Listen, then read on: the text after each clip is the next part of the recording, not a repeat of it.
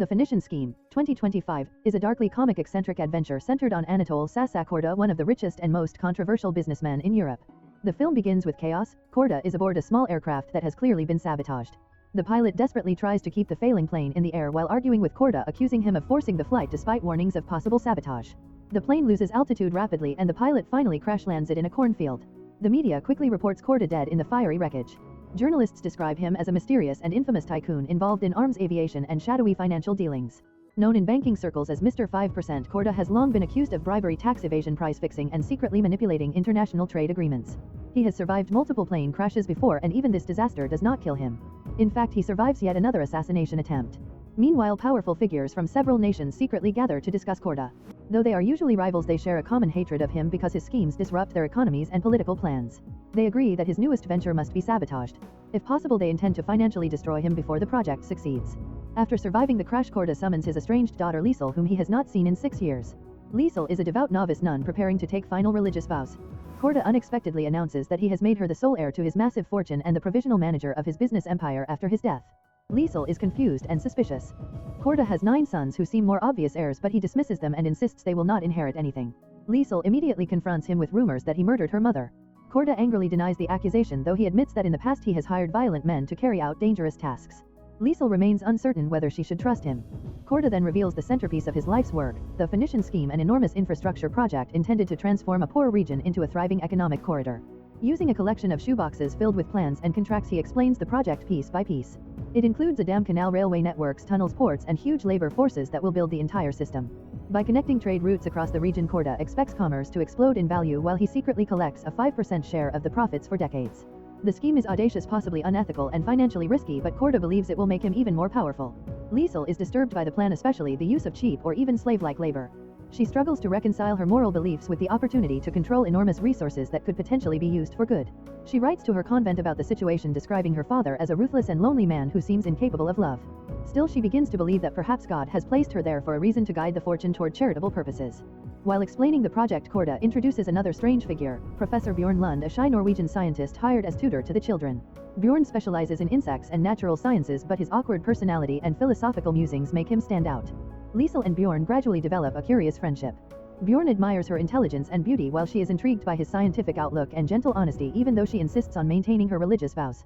Korda also reveals a personal mystery. Liesel's mother, he claims, was likely murdered by his own half-brother Uncle Nobar, a cunning businessman who is ironically also one of Korda's major partners. Liesel is horrified but insists that if this accusation is true, justice must be done.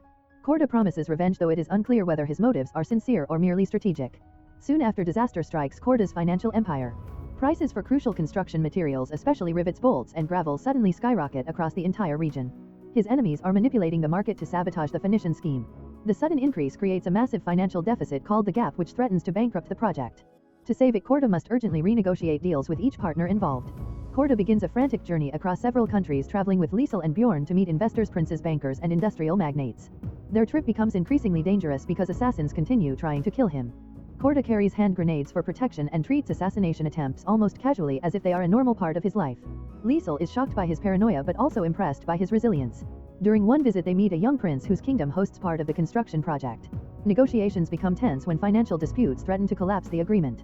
Instead of settling the matter through diplomacy, the argument escalates into an absurd challenge, a 2-on-2 basketball game inside a tunnel construction site. The outcome will determine the future of the deal. Korda and Liesel play against the prince's team.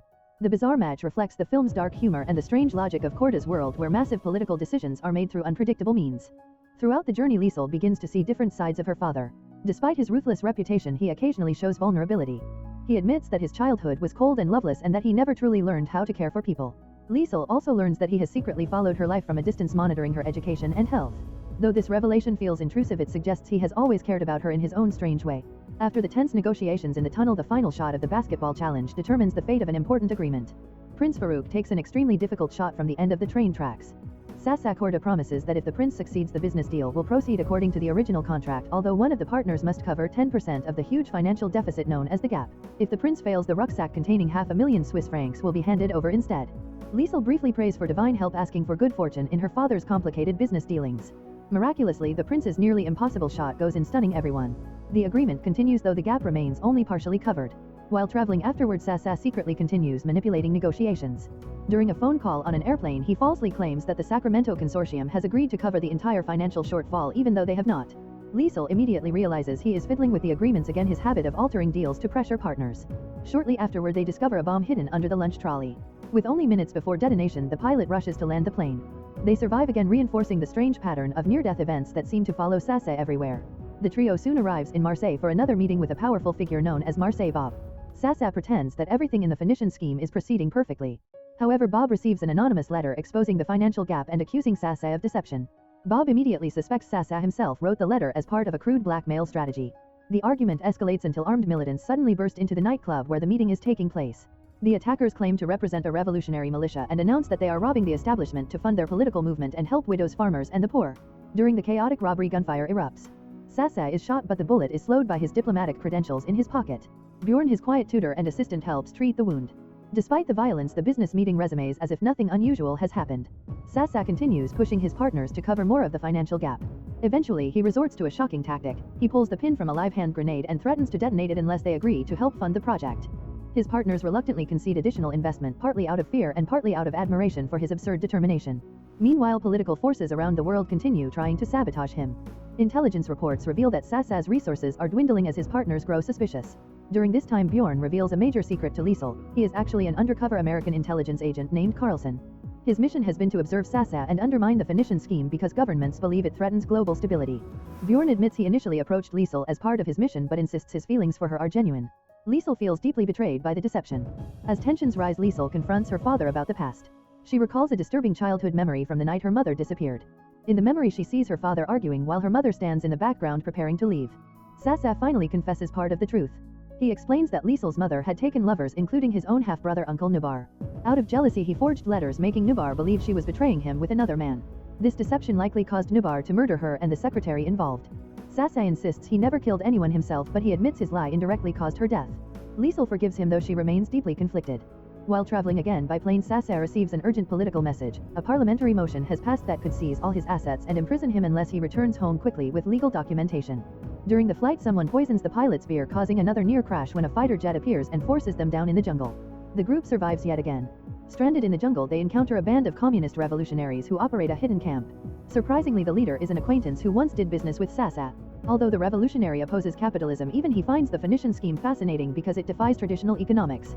Liesel begins reconsidering her future and decides she wants to return to her convent and take her religious vows. However, her mother superior arrives with unexpected news. Instead of encouraging her to become a nun, she gently suggests that Liesel's wealth and influence could do far more good in the world than a life of strict isolation. At the same time, Sasa claims he is experiencing a religious awakening. After surviving countless assassination attempts and plane crashes, he begins to think faith might offer him guidance. Though his sincerity is questionable, he asks about becoming Catholic and even considers supporting the church financially. Soon afterward, Uncle Nubar arrives for a final confrontation. Liesel publicly accuses him of murdering her mother. Nubar mocks the accusation and hints that Liesel might not even be Sasa's biological daughter, suggesting that her mother's affairs make her true parentage uncertain. He even claims the real father might have been Sasa's former secretary. The revelation shocks everyone but ultimately changes little emotionally. Sasa declares that Liesel is his daughter regardless of blood. During negotiations, Nubar unexpectedly withdraws his financial support for the Phoenician scheme, leaving the project on the brink of collapse.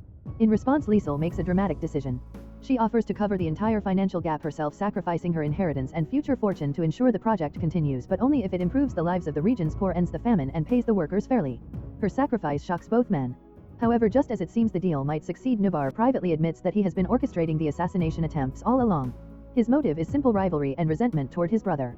He finally tries to kill Sasa directly, but once again Sasa survives the attempt, continuing his uncanny streak of escaping death. In the aftermath, many things change. Liesel ultimately abandons the idea of becoming a nun but remains guided by her faith. Bjorn resigns from intelligence work and becomes a teacher in her community. Sasa loses most of his fortune yet continues pursuing the Phoenician scheme with stubborn determination despite growing poverty. Life settles into a strange new normal. Liesel begins caring for her brothers and helping rebuild their lives with modest resources.